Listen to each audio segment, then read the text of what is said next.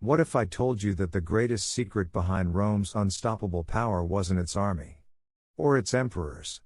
Or even its roads?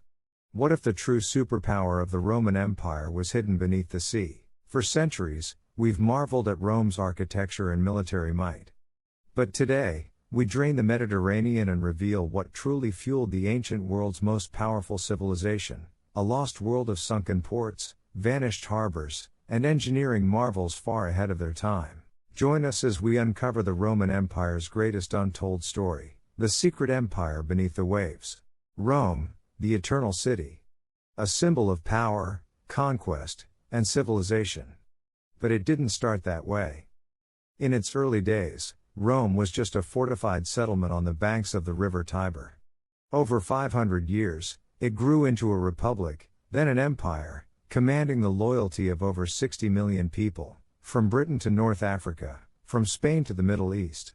We often credit the Roman legions, monumental roads, and breathtaking temples.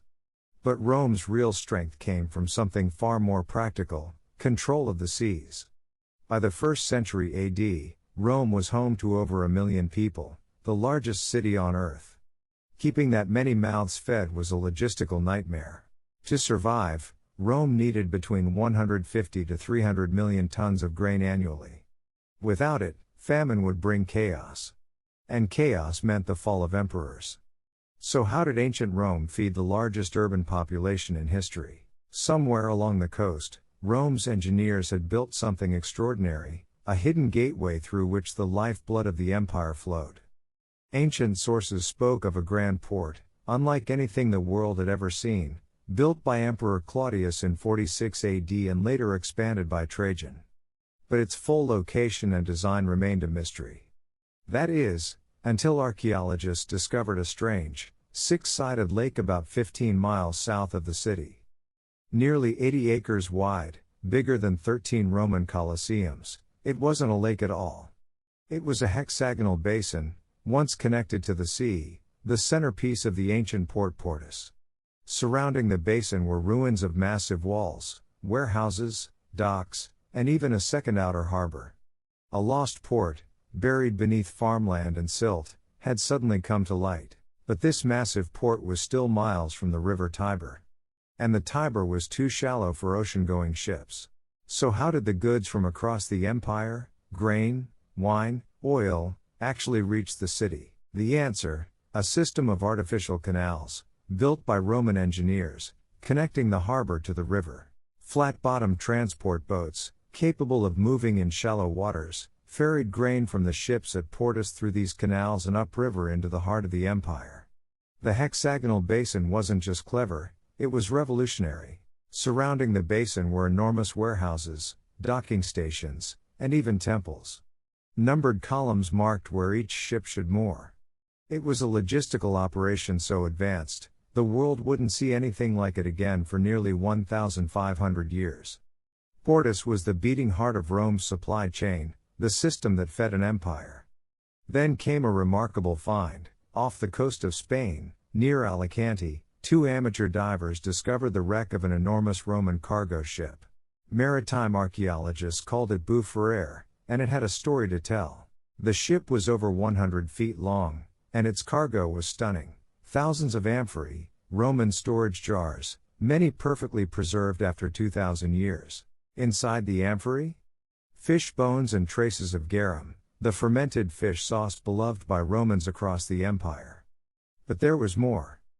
Hidden beneath the jars were 22 lead ingots, each stamped with the imperial seal. Among the wreckage were coins bearing the image of Emperor Nero, dating to 66 AD, just 2 years after the Great Fire of Rome.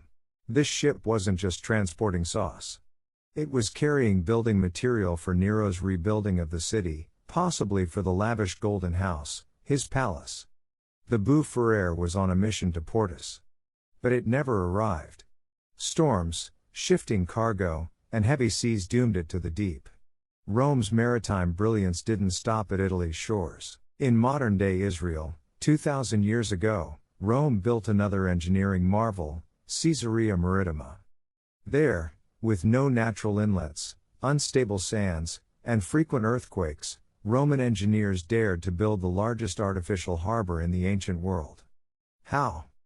They imported volcanic ash from Mount Vesuvius and invented hydraulic concrete, a mix that hardened underwater. Wooden frameworks were built, then filled with the mix, and sunk into the sea to create permanent, man-made foundations. This technology was centuries ahead of its time. Caesarea thrived. Until a great earthquake, or possibly a tsunami, shattered the harbor around 115 AD. Its ruins now rest beneath the waves, silent witnesses to Roman ambition. The Roman Empire wasn't just a land power.